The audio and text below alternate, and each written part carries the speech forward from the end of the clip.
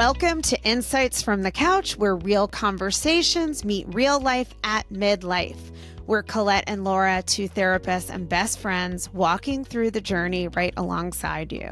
Whether you're feeling stuck, restless, or just unsure of what comes next, this is the space for honest conversations, messy truths, and meaningful change. And if you find yourself nodding along, don't forget to join our free community, The Chat, at insightsfromthecouch.org. That's where we keep the conversation going and where women like you and us are finding clarity, momentum, and real connection. So let's dive in. We have a very special guest today, our good friend and fitness guru and health and wellness genius extraordinaire, Dena Pistor, who has her own studio, DP Fitness, here in Florida, and is also a professor of health and wellness at Rollins College, also here in Florida. Dena, welcome back to Insights from the Couch. We cannot wait to dig into hacking weight loss at midlife with you today. I am so psyched to be back with you two podcast gurus. That was quite the nice little introduction there. But again, I'm honored to be back on with both of you. Yay. I'm so glad to be talking about this because it's starting to really hit me that when they talk about how when you get perimenopausal and menopausal, there's this middle thing happening. And I always thought that doesn't apply to me because I run and I walk and it'll never catch me. And I feel like it's catching me all of a sudden. There's something that just happens, right? You're going along. What is it that happens? So much happens, so much. And it's super frustrating for so many women who try so hard, right? They're doing everything right. And all of a sudden they hit mid 40s and 50s. And then you're talking about the weight gain in your midsection, right?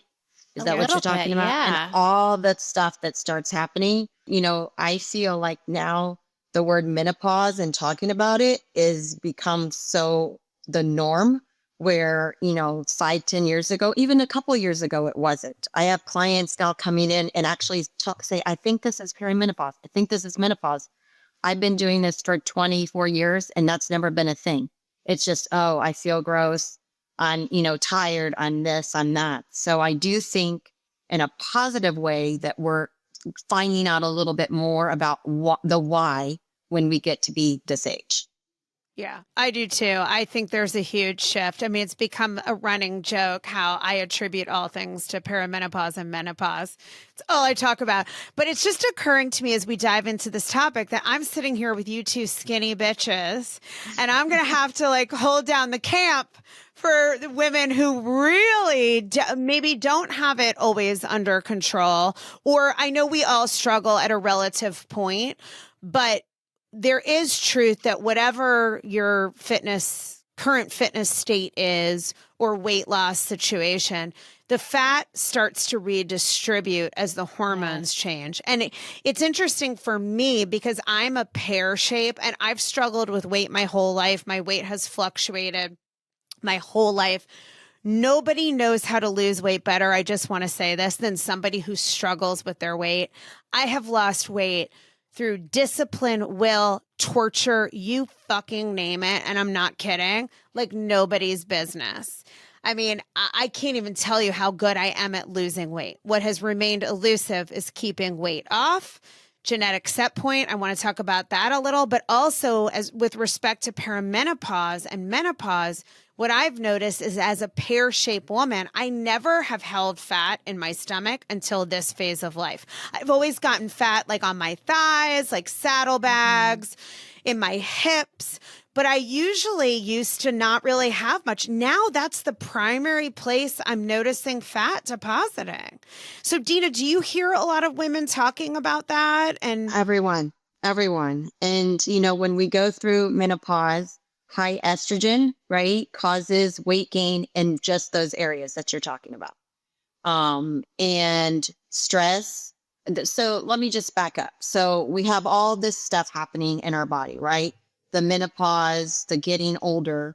But if we can break it down to more reasons as to the why, I always like to talk about, 8 to 10 things women in their 40s or 50s should be doing, right? So let's Great. just put those out there. Can't wait. So Hit us number up. one for me, okay, everyone might not agree with me. I take a very different approach when a client comes in and wants to lose weight. This is not a race. This is going to take a long time. And I talked about this on your last podcast. I live to the 1-1-1 rule, 2-2-2 rule, whatever, 3-3-3 rule. What you choose to do to lose weight / become healthy, can you do it in 3 weeks, 3 months, and from 3 years from now, can you be doing that? If the answer is yes, we're good to go. All right. If you are, trying some crazy diet where you're, eliminating carbs and this and that, is that realistic? No. Okay. So right there, but most people they want the quick fix, right? We live in a country where we want it quick and we want it now, and nobody wants to wait. But my thought process is the longer it takes to come off, the longer it stays off. The quicker off, the quicker back on. Is Okay. that really, can I just ask you, is that really true? And the only reason I say that is that has not proven out for me. I hear experts say that all the time. Like, is that something that's definitively proven by science? Well, if you think of it, if you're losing weight quickly, okay, Mhm. how are you doing? Most people are decreasing carbs, so you're losing water weight, right? Or restricting your caloric intake. So is that able to be sustainable long term? Probably not. Okay. So for most people, whenever I see them lose weight very quickly, I do see it come back on pretty quickly. Okay. For the most part. I'm sure there's, Okay. if that works and it doesn't happen for you. Well, what I'm speaking from the place of like, I've lost weight slowly at times, and it just, and I think part of it is, and there are other women out there like me, that there is a real thing with genetics and like your set point. So once you hit a certain weight, your body wants to get back there. And also my body doesn't want to be skinny, like I was born to breed. And if I lived in a different generation, I would have had 14 kids, just like my grandparents. Well, that's my great grandmother was one of 14. I got my period at 11. I had boobs at 11 and hips. Those things go with the type of female body that holds on to fat even at a younger age. Yeah. So, that's part of it. I'm always up against like the algorithm, right? The genetic algorithm. You missed your calling, Colette. You did. Your body, is main purpose is to protect you, right? So that's what you have to think of it. And it's smart, okay? And it knows what it's doing. And when you say the genetic set point, there is that, right? There's a set point. It's, I like to say it, your body's homeostasis, where it's happy. It's okay, I can do this, that, and the other at this weight. When you try to go against that, okay, it does not like it. Why? Because it can't keep you from getting sick. It can't give you the energy that it needs. And if you think of it as a machine, which it is, okay, you have to give it the fuel and it's happy at a certain area. Okay. And a lot of people try to do things to go past that. And most of the time, if you ask people, what is your normal weight? Most people can come in and say, it's roughly between this and this. Okay. Right. So trying to get 10 pounds, 15 pounds lighter than that, the body is not going to be okay with that. And it will fight you to get back to where it wants to be. It will. And I think that explains then the variance of what you're talking about, where even when I lose weight slowly, it comes back right away because my body's happy at a place that I'm not happy. And does that set point shift upward as we age? Like if I'm like if like 134 is like my sweet spot, am I looking at like 144 for the next, or can I get back? I hate to say yes, because everything is individualized per the person. So when I have a client that, is starting new with me, there's a variety of questions that I ask them from the get-go. Most of them are not, do you exercise and what do you eat? We start with number one, how much sleep are you getting? Okay. Because if someone is not sleeping, it's not going to work. Sleep is at the top of the food chain. When you don't sleep, you don't think well, you're cranky, you're irritable, which makes you crave high fat, high carbohydrate foods. Cortisol is Yeah. released, right? Which does make you crave high fat, high carbohydrate foods. So for me, we look at sleep. We look at what do you do for a living? Okay. Do you have a job where you're sedentary? Do you have a Yes. job where you're up and moving around? The average person does not get 10,000 steps a day that they say you should get. If I For work, I get like 2 steps. I There mean, you I'm in go. my chair all day, Yeah. literally like That's the 10 worst. steps. It's the It's worst. honestly not fair to put that sort of stipulation on people. I I am agree. active, and it's hard for me some days that I don't run, right, to get 5,000 steps. So to tell the average person to get 10,000 steps is not, I mean, applicable, right? So for me, as long as you're doing something, it's better than nothing. Okay. So I get frustrated with the go big or go home 7 days a week. No. Okay. We are all working women. Most of us have kids, and to be fit and healthy is a third job. If you have a job, if you have kids, Yeah. it is, it's work. Thank you for saying that. It's work. It is a lot of time, and it's It not is, realistic that it is. everyone. Laura and I were at a function last night, and this woman was saying how, it's 6 days a week for her, these hour-long workouts, and she's in great shape. I'm not trying to put her down. That's amazing. But I just was thinking, like, this is part of her life. Good for her. There's just no way. That's not going to be me. It It's is not. not plausible. I mean, I do it 6 days a week, but I do it at It's your job. 3:30, but I also get up at 3:30 in the morning to get on the Dena, treadmill. really? You Yes, get up at because $3:30. when I start work at 5:30, that's the only time I can do it. Uh, Okay. What time So, do you go to bed? well, not like as early as I'd like. 8:45. But I'm not saying that to be like, oh, wow, look at me. What I'm saying is when No, I people get it. say, oh, wow, you do this. Yeah, I'm up 3 hours before when you're still in bed. Okay. So it is work. It is hard. It is not fun. I'm just putting it out there. I have a client who they can work out 3 hours a day at the gym. Well, great for you. I mean, that's not reality for, It's not Yeah. everyone. That's not everyone. 99% of the population. Right. And I'm up at the crack of dawn, but like I have other things right now at this phase of life. I'm writing and taking care of the 10,000 other jobs I have. That's not my main job that pays my bills. So I'm not saying I can't work out, because I do believe anything that's a priority, there's time to fit it in. I learned that from Oprah 25 years ago. Thank you, Oprah. Right. When she said, like you, I get up earlier. If I'm going to do it, I have to do it. I'm not at a place where I'm willing to get up at 3:30, because to your point about sleep, I know I've got to juggle all these different pieces, and I'm not a great sleeper. Sleep doesn't come easily. And I know that has to be more the priority even than the other pieces, because I can't do my job if I'm not well rested. Yeah. Not to mention it's not healthy for me. So Yeah. it's a juggling of priorities. It is. And, like everyone chooses to be on their, I always say, how long are you on your phone, right? A day where you could be out doing That's something. so I mean, it's revealing. just choosing. It's hard work. And most people, not all, but most people, they don't want to be uncomfortable, right? And the uncomfortable is getting up a No, little bit everyone. earlier, eating, going out, and eating stuff that you might not necessarily want, but your body needs. Ugh. It's uncomfortable to do that, but it's what, in my experience, at some point in our life, and we're there, right? We're not in our 20s and early 20s and teens where we could go and eat, cookies and be fine. It's all changing. And We're not. I know, I I know. wish. This is the hard part for me. The Like Barney's I move a cookies, Colette. lot. I know. I used to do the cookie diet. I used to eat a That's huge great. Barney's cookie all day. I mean, I used to love be a so Barney's. unhealthy.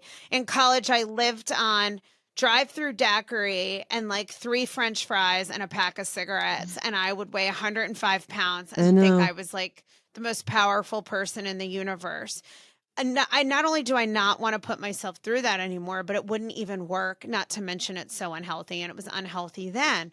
So you're really, Dena, it sounds like you're saying too, first of all, sleep is important, but also there are some basic fundamental things. Maybe they're not super sexy, but that we've got to do if we want to be successful. And let's factor in genetics. That's going to look a little different for everyone. There are people who are not going to look like you no matter what they do. Everyone wants to look like you, maybe, but they're not going to. We've all got to be realistic. Like, you're right in that I'm not doing some of the things that I could do that would help me. And are we willing to make those choices? That's a hard question. And then maybe can you go through some of these, like, you mentioned the 8 things. Like, what are these things we should all be doing? But sleep, our job, our exercise, how much we move. And again, the moving, right? So if, Yeah. and again, it's called the non-exercise activity thermogenesis, big little phrase there. But what little things can you do in the day that are not exercise that you're moving, right? Like so, take the your stairs laundry instead of or- the elevator. Yeah. I mean, COVID is a perfect example of that. People who used to go into the office and did not exercise, okay, their exercise was walking into the office, walking to the bathroom, walking to a meeting. Now they're sitting in their home, not moving, and look what happened. Those little bit of calories that they were burning over time added to weight gain, right? So if you can't make time to exercise, and when I say make time, I don't care if some of my clients, even it's a 10 or 15-minute walk, because there's 2 things that are going to happen there. Number 1, you're going to get some exercise in. And number 2, you're going to feel better. I can 100% guarantee that. Not one time has someone gone for a walk, gone for a workout and said, I wish I hadn't done that. Okay. Great. A lot of times people say, I don't want to do it the minute they walk in here or do anything. So that is an immediate mood booster. You feel better. Okay. And most of the time it changes your outlook on the day. Okay. So there's the sleep, there's the moving, the drinking water. Okay. Hydration is huge. It helps in so many ways. Okay. It helps with digestion. It does help fill you up. It helps with your skin. I am not the best person to be speaking about this, but I will tell you this. I don't crave water. My body doesn't want it. I can go out for a run and come back in and not really want water. But every morning before I leave for work, I drink 1.5 liters. Done. Just down the hatch and it's done. Okay. So water is What's huge. the daily dose? What's the daily dose there, Dena? Realistic. I mean, they always say 64 ounces of water a day. Some people will say an ounce per pound of body weight, whatever works for you, right? Some people carry around their big jugs. I would like to say, a liter, okay, at least a day. Some people drink How much is more that? I don't even know what that is. How many cups is that? How many 8 ounce? I don't know. You're how asking many me to 8 do ounces math in a right now, liter? and that is not my strong suit. Okay. No. But I mean, do you carry around a big jug No, and I drink water? it in the morning, the minute I wake up, down the hatch, before I walk out the door. So it's like 4 glasses, guys. It's like 4 8-ounce glasses. Well, equals yeah, at about least 32. that. At least And there's that. 33. Yeah, but that makes me feel better. And like you said, Dena, if you're not drinking any water, drink some. Start with that. Like, yeah, you don't Try have to it. start with this. Try the morning thing. massive thing. Although for you and I, when we're in, when you're dealing with clients, right, and you're drinking this water, it's like, it's the bathroom breaks are the problem, right? So, but whenever you can get that in, okay? So the water, okay, this is a big one.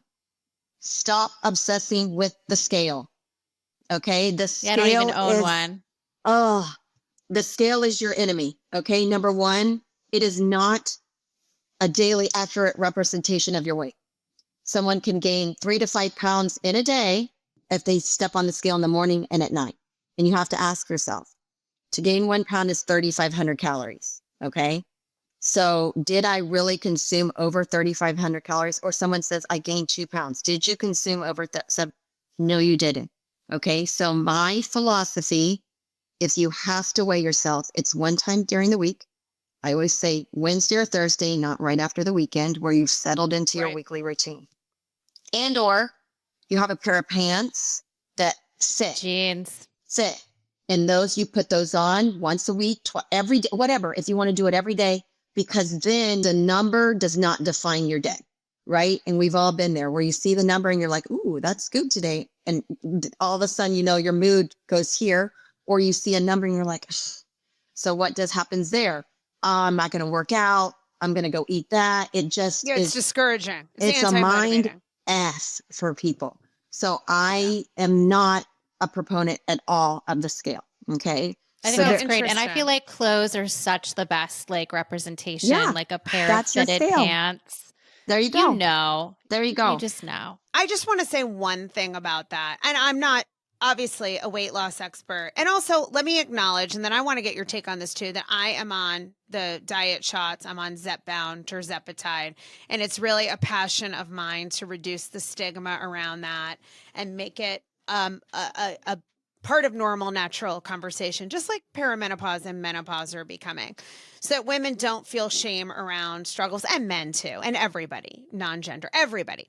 I just want to say, in case anyone relates to me, for people who are on more of the compulsive eating or overeating, or, they tend to snack all the time or can easily gain tons of weight in small periods of time for whatever reason, I so appreciate what you're saying about the scale, but I find that if I don't monitor my weight, it's really easy for me to spiral out of control. And I don't think obsessing over weight or weighing yourself multiple times a day. But for me, actually, right now, let me take that back, because now that I'm on the drug, I'm like, I don't even ever weigh myself. I haven't weighed myself in 6 or 7 weeks, because food is not a preoccupation, but I'm also not that hungry. So it's easier now for me to not get out of control. But at times I've been successful in maintaining weight loss. If I don't weigh, I like go off track so quickly. But I appreciate what you're saying, because you don't want it to be an obsession. And you're right that it can become that. So I just find that Very hard. quickly. It's Yeah. hard. Yeah. I know so many people still do it. And again, for me, because, I shared on the last podcast my struggles with eating. I mean, I would get on it, 5 to 10 times a day. Again, it's hard, but you're right. It's a check-in, right? But what I see for some is it derails them if that number is not Yeah. there, which I'm Yeah. trying to help prevent that, right? Let's stay on the straight and narrow here, and then once a week and see where we're at. I just don't Yeah. want them to I get think that. once a week is a good balance. That's a But I good mean, for balance. some, it might not.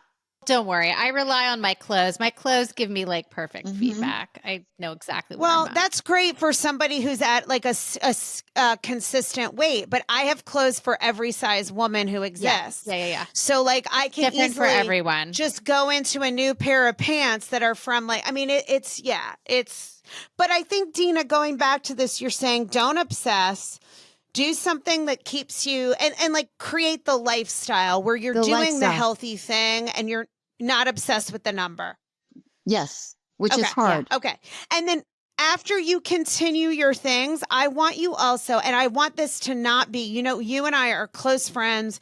I want to hear your take on the diet shots based on what you're seeing and think. I know there's no prevailing factual thing. We don't know where this is going. I do want like our listeners to hear your thoughts on that. And I don't want you to have to feel like you have to censor it since I'm on it. Cause I am like I would be their spokesperson if I could for life, but I want to hear your thoughts on that. I want to mention two more things. Then we're diving Yeah. into that.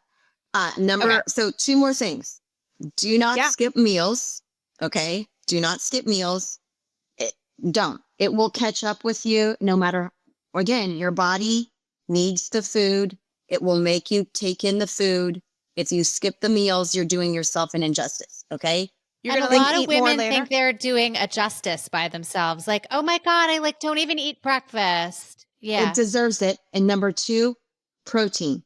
Okay. Yeah. Here, I want to hear this. Protein I'm like a protein, like it's all, I used to not, because I'm like, oh, I don't want to get big and bulky. Blah, blah. It's not going to happen.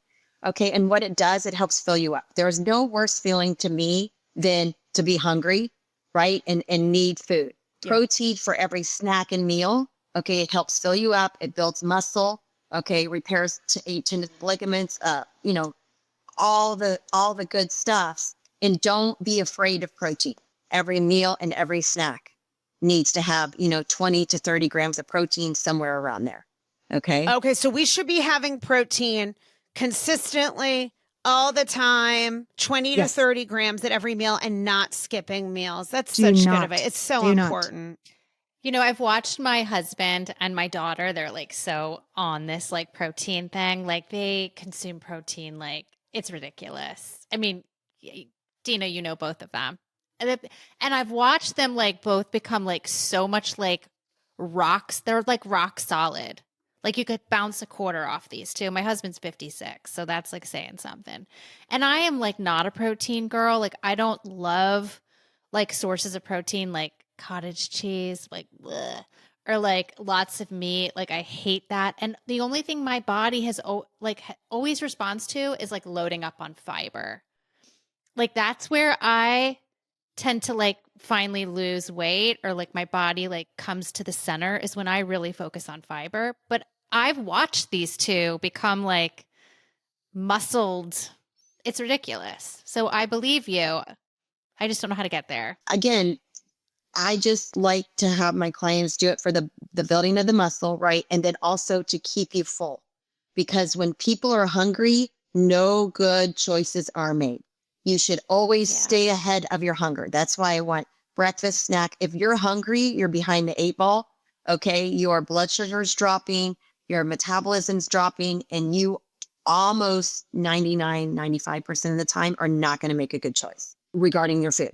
Another little trick, if you will, which a lot of people don't like this, but I like to have people have a pretty consistent diet through the week, because when you have choices is when we sort of go off the rails, right? So if I know for breakfast, I have these couple choices, this is my snack, this is my lunch snack, and this is my dinner, through the week, then I know if I eat this, it's going to keep me full to here. And then this is going to keep me full to here, because we have to stop eating selfishly. Okay. And give our body what it needs. Not every time you eat is it going to be this big, amazing experience, right? Sometimes you have Excuse to me? Yeah, I know. This is where I'm losing you, Dena. I know. This is where the I whole know. country of Italy is losing you, Dena. Right. I want like meals to be sensual. I know. But you're saying it's when you say stop eating selfishly, you mean eat from a perspective of health and fuel, not from every meal is this sybaritic pleasure. What is this doing for me? This is protein. It's going to help fill me up. Okay. It's going to keep me full till the next time. I mean, I don't know if you guys have been in a session where you're starving and you're like, right. Yes. And you can't even You feel focus. like you could pass out. To me, that is Seeing the double. absolute worst feeling ever. And my goal for everyone is to never get there. Right. And so if you can eat consistently and throw in that protein, that's what you should do. And I love this phrase, stop eating selfishly, because really what we're talking about is it's not eating, oh, I want to eat. And what am I going to eat that feels good in the moment? And then it's over anyway. It's eating unselfishly is prioritizing your health, what's going to give you that lasting satiety, what is going to fuel your cells with enough protein and carbohydrate to carry you over to the next meal or snack. Yes. And I always say, ask people, if you look at your diet as a whole, ask yourself what percentage of your diet does something for you and what percentage does nothing for you. And the nothing for you is, the sugar and all that. And then the does something. That's so revealing. Right. So ask yourself. And now and just so you know, I am a proponent of the does nothing for you. Okay. I'm not saying it 100% has to do something. I mean, if you guys, me, sugar is my thing, right? But it is not a large percentage, but every day finding, a little something to have. But if your percentage is, 75% of fast food and Starbucks and et cetera, we need to flip that to a 25% nothing for you, 75% something for you. I'm glad you said that. Yeah. I want to ask you before we go back to the diet shots too, one more thing about diet and food that fuels you eating unselfishly for health. The thing I have found when whether I'm on the diet shots or not, and actually not on the diet shots, because one of the hard parts of the diet shots is that I feel like I did when I was in my early trimester of pregnancy where I'm nauseous. And so it's very bizarre what I can eat and what I can't eat, or what I crave, what sounds good. Maybe not always the healthiest food, but the diet I have found that works best. I recognize everyone's different, but that works best for me is also the one that's still really touted medically, which is a Mediterranean diet where you're having fish, vegetables, whole grains. You're not starving yourself. You're eating real food. There's protein. It's very balanced. I also think it's relatively easy to eat food that tastes good on a Mediterranean diet. Perfect. What do you think of that? Done. That is exactly how we should be eating. And you eat it, and hopefully you feel good when you're eating it, right? Yeah. You don't have, you know, when you're eating something bad, right? You know what's coming. You feel like shit. You feel You're like done, shit. and you're like, oh, why did I do that? I feel, the Mediterranean diet, it's textbook perfect. Vegetables, grains, protein. Yeah. If we all could stick to that, maybe a little, you know, sugar here, whatever, fine. Right, But little right treat. there, done. I mean, look at the Europeans, I just want to right? shout out to like, I mean, if I'd be in like perfect shape if I didn't have like that emotional process where there's a part of me that wants to really care for me through food, And that's normal. and yeah, and that's the part that I'm always trying to like talk to and get to like a more mature place. But it's there. It's like rooted from like childhood where it's like, oh my God, I got to take care of me, and that's going to look like that's going to look like something that's eating selfishly, That's honestly. okay. And guess what, Laura? That's reality, right? That we have those moments in our lives. I mean, it can't be textbook perfect. And we all are going to have, that's why I say it's for the long haul, right? Let's figure out how we can do this with the bumps in the road. The big thing is when you have that bump in the road and you sort of feel yourself going, is getting back on track. It's where people go down and then it's like, oh, I'm, you know, forget it. I've stopped exercising. I'm eating bad. And then they just die deep. It's Fuck it. okay. Yeah. Yeah. I have a day like that or a couple days like that. And then say, okay, I need to remember how I felt and let's get back on the right track. And that's hard for people. Well, and I want to acknowledge that ideally for me, food should be something that's caring and loving and sensual and enjoyable and also healthy. And one thing, I know I'm obsessed with Italy like half the planet, but one thing that I've always noticed that's true of many parts of Europe, but I personally think is the most true for me when I'm in Italy, is that I never gain weight when I'm there, even when I'm not on any kind of anything. And I eat till I'm satisfied. The ingredients are so fresh. I enjoy my meal. It's better than sex. I freaking love everything I eat. I have gelato, a reasonable portion though, and I'm satisfied. I'm not craving to eat all the time in Italy because we're off all the processed stuff. The food tastes delicious. There are so many fresh, natural ingredients available. The pasta's different in how it's processed. I just wish that it could be like that because it would be so much easier to accomplish this if we had that kind. I mean, it's here. It's just expensive and time consuming to eat that way. Yeah. In America. I mean, I just got back from France and, you know, I ate croissants like they were going like, you know, like it was my business. But what I noticed different is when I did eat it, I never felt, right? There was just something different about it whenever I ate them, that, you know, how they're made. The way it's made. And it's just, again, we go to the grocery store. It's just mayhem here. Let's just talk about that, right? The whole grocery store should not be as big as they are, right?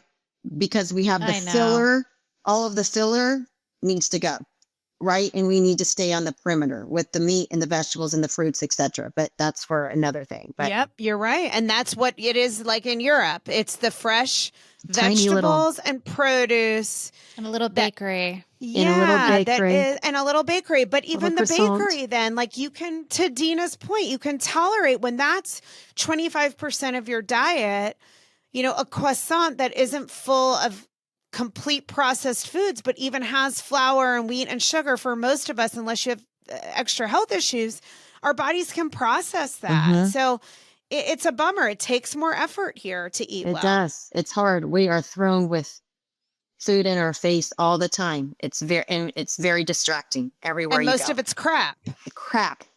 Most of it's Yes, crap. yes. And I find that the more I eat, like, the ways I've done the best in my life, no surprise to anyone probably listening, or certainly not to you, but the times I've done the best managing my weight are when I eat pretty clean, more of a Mediterranean diet. I'm not eating processed food. I'm having fish, wild rice, some veggies, dessert or sugar a couple times a week in moderate doses.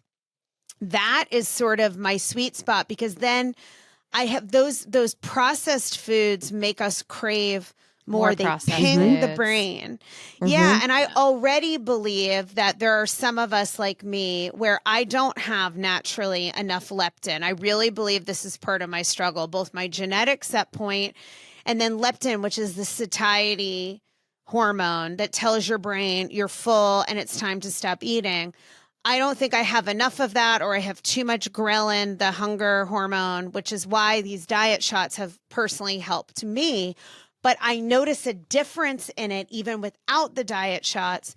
When I'm eating cleaner, that part is certainly more manageable. And I concur with that. Like, it takes me weeks to sort of get the processed food out of my palate or out of my gut, where it's like my gut microbiome is craving sugar. I will default to like sugar and caffeine if I'm stressed.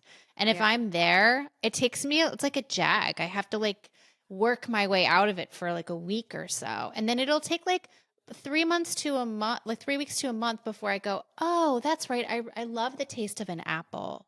Yeah. I love the taste of like real food. Right. You But have it's to, your a palate process. has to get back there. Yes. It's so true. When you're eating processed junk, you stop wanting the quality stuff. Yeah, it's so flat. And So Laura, you messed made a up. good point. You said when I'm stressed, right? Well, we are a society of Yeah. stress. Okay. So, I Yeah. mean, every day we are all there somewhere. So it's hard to reel that need and want for the sugar in. And that's why this is, like I said, climbing a ladder every day. You get up 2 steps and then you go back down because you never know what's being thrown at you. And it's hard. I just want to, again, validate that this is not something that is easy for me, for anybody. It's a work in progress every single day. And I hate when women, whenever they get down on themselves, whenever they, do eat bad or miss it's not like that. Okay. Like, we need to all be together and understand that this is, like I said, a journey. Okay. That we're all in together. And now you're Yeah, that's talking well about said. the drug, Colette. Yeah, I'm curious for our listeners, but I want you to speak openly about your perspective as someone who's helping women with fitness every day, what you think, your opinion, and people can figure out what's right for them, of course. Yeah. So last year when I did the podcast, I was frustrated with the drug, right? Because again, I'll use me as an example, right? So I have over exercise issues I have in the past. So, I'm getting up at 3:30 in the morning and working and eating right and eating turkey and veggies for every day for lunch and dinner. And then I'm like, oh man, and these people are taking this drug and the weight is just falling off of them, right? Absolutely, the drug is needed for a lot of people. Okay. But also what I've seen is, people like yourself, Colette, who I love seeing you, flourish. And I seen your whole mood change and whatnot by losing the weight. And I guess my perspective on it has changed a little bit, right? That as long as it's not, we don't know the long term, right? But my worry is, this is what I'll say. My worry is, what's going to happen when you go off of it? Okay. Or do you go off of it? And that goes all the way back to my 222 rule, 111, or now maybe 10-10-10. Yep. In 10 years, are you still going to be giving yourself a shot every week? And if the answer to that is yes for you and also financially, then more, it's great. Right. But that is my Right. biggest worry of it, to be honest with you. Yeah. Yeah. I think that's very valid. And people have said to me, I joke, but people are like, what when you go off? I'm like, are you kidding? Or my husband will say to me, like, wow, like this sometimes makes you kind of sick. And I'm like, I don't care. I'm like, you could surgically remove limbs and I would still stay on the drug. I think it's a valid point. We don't know the long-term concerns. I think I am scared to go off of the shots. I think that for me, it is weight has not flown off me. It's not been effortless at all. It hasn't been. It has been for some people. It's not been my experience. I've lost about 25 plus pounds over a year. I've been on the shots for a year. It's been very slow. I've had months where I've lost a pound. I've never lost more than a pound a week. I still eat. I'm still hungry. But I'm glad to hear you say, actually, although I'm open to whatever you had to say, that, maybe you've seen it be helpful for some people. I do think there are people out there like me, and you have to weigh your own pros and cons, who this has been a lifelong struggle. Keeping weight off just has never been sustainable. And we know obesity is a major cause of death. So, getting my weight down has helped my cholesterol. It's improved my mood. It's better for my lungs. I have lung problems. So I think it's a cost benefit for you. But I don't know where the journey is going. So I think we're all along for the ride on that one. I just speak from a place too of I want to make sure that I'm open about these shots, because I don't like the fact that women have something else they're supposed to feel ashamed of. Sure. Fuck that. Yeah. You know what? Totally. I'm not like hiding my ass anymore when I get in the pool because it doesn't look how some douchey person thinks it should look, or pretending that I'm effortlessly thin. Like, that's not my reality. Yeah. And I don't want to have to pretend, and I don't want other people to have to pretend it's so easy either. Where I get frustrated are the people who are already incredibly thin, who are taking this to become thinner. That to me is frustrating. Yeah. Okay. But it's a different thing. That's a different beast. I've seen over there. That too. But you have, Colette, you mentioned you lost 25 pounds, but look what it's done for you. Right. And again, I will fully admit I have changed my thought process on that. Right. Because, last Me year too. When we did the podcast, Dena, I was against it too, because I was afraid of the side effects, and I thought it was an easy way out too. I mean, I've changed my own thinking. But to watch people who have struggled, who are now lost the weight, and what it's done for their mood, the world sort of like the lens is changing on how they feel about themselves and their motivation. Yeah. And can you take that away from somebody? No. And I did say last year, in the years that I've been doing this is the magic pill shot, if you will, that has really seemed to work for everybody. And again, my thing was just the people who are already incredibly thin, who are taking this to become sickly thin. Right. You wonder too, like, about will the body adapt? And I think it does. And I think there is sometimes like a diminishing return on what you get out of these drugs.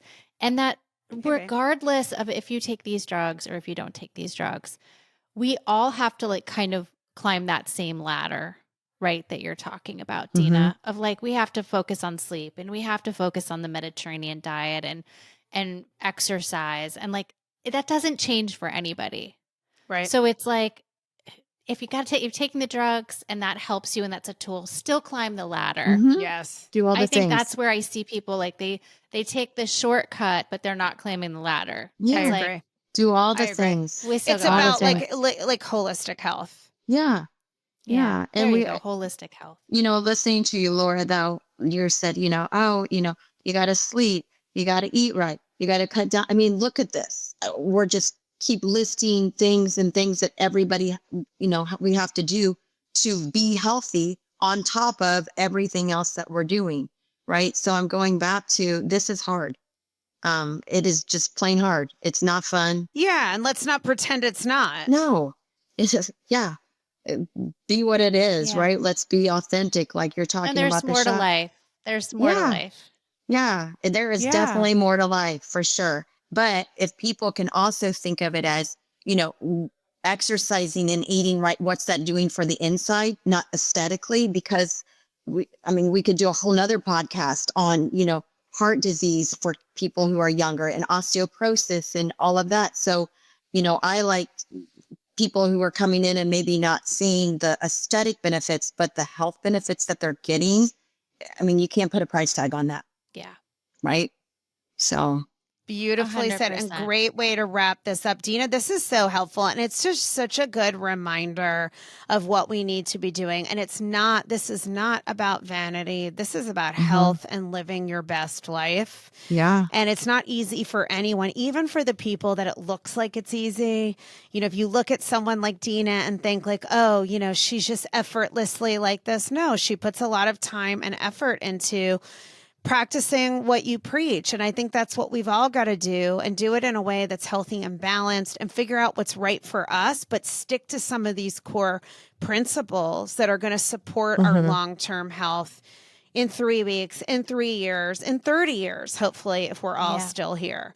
So thank you so much for being with us. And thanks to all of you guys for listening to Insights from the Couch. If today's episode sparked something in you, join our chat, share what's on your mind. You can ask Dena questions too. She's in the chat. All you have to do is go to insightsfromthecouch.org and click join the chat. It's our totally free community for all of us women who are going through all of these unique challenges and joys at midlife. And if you're ready to go deeper, stay tuned, because we're opening enrollment soon for the Midlife Masterclass, a small, powerful group for women ready to stop spinning their wheels and feeling stuck and start creating what's next. So until then, keep going. You're not alone. We're here with you. And as always, we hope you got some insights from our couch. Thanks, everyone. Bye, guys.